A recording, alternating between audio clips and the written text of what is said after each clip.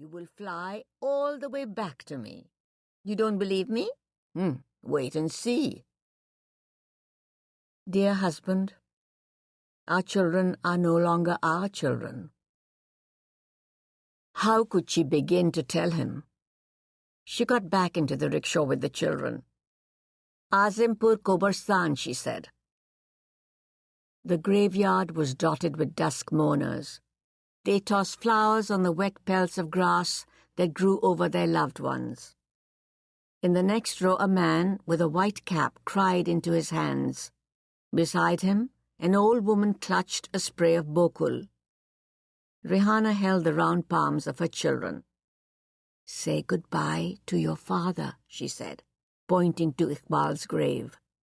Suhail raised his finger to his face. La ilaha illallah. Maya, you too. My children are no longer my children. The judge said Rehana had not properly coped with the death of her husband. She was too young to take care of the children on her own. She had not taught them the proper lessons about Jannat and the afterlife. Maya chased a butterfly into the next row. Rehana seized her elbow. Say goodbye to your father. Goodbye, Abu, Maya said, her eyes liquid, moving with the butterfly. Mrs. Haque, the judge had asked, what would your husband want? He would want them to be safe, she had said. Yes, he would want them to be safe. Fairs had said, it's not safe here, my lord. Martial law, strikes, people on the streets, not safe. That is why my wife and I want to take the children to Lahore. Lahore, the garden city with new roads and perfect buildings.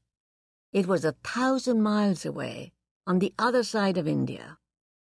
Faiz was her husband's elder brother. He was a barrister and very rich. His wife was tall, pouty-lipped and barren. She looked hungrily at the children.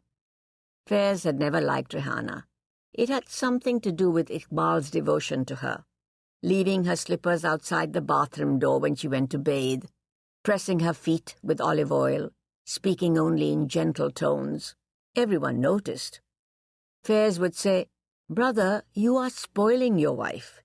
And Mrs. Chaudhary, who lived opposite their house in Dhanmondi, would sigh and declare, Your husband is a saint. Faiz told the judge about Cleopatra. Rehana had taken the children to see Cleopatra. Was Cleopatra a suitable film for young children? She saw the judge picturing Elizabeth Taylor's breasts. And then Faiz told the story about the coin. That 8 years ago, Iqbal had been presented with a proposal of marriage to one Rehana Ali of Calcutta, a young woman from an aristocratic family whose father had lost an immense fortune to bad counsel and even worse luck. Iqbal was already 36. He had a successful insurance business. Why not marry? Why not, indeed? He had tossed a coin, glanced quickly at the result, and gone to sleep. The next morning he sent a message to say he agreed. Rehana had never believed the story because Iqbal was not the type to gamble. He was an insurance man. He dealt in security, the avoidance of accident, the sidestepping of consequence. Perhaps he had been different before he married. Perhaps that was why Faiz was upset. His brother was no longer his brother. She should have burned some chilies and circled them over his head, or slaughtered a goat at the very least. But she hadn't done either. So he had died, sinking to his knees in front of the house one January day, his walking stick rolling into the gutter, his hand over his waistcoat searching for the pocket watch, as though he wanted to record the hour of his leaving her. Maaf kar do, he had whispered to her. Forgive me. And there she was, a widow. Nothing to recommend her, no family nearby. Her parents were dead. Her 3 sisters lived in Karachi. That was when Faiz and Parveen had offered to take the children. Rehana could see them during the holidays. Just for a few years, Parveen said. Give you time to recover. As though it were an illness, something curable, like what was...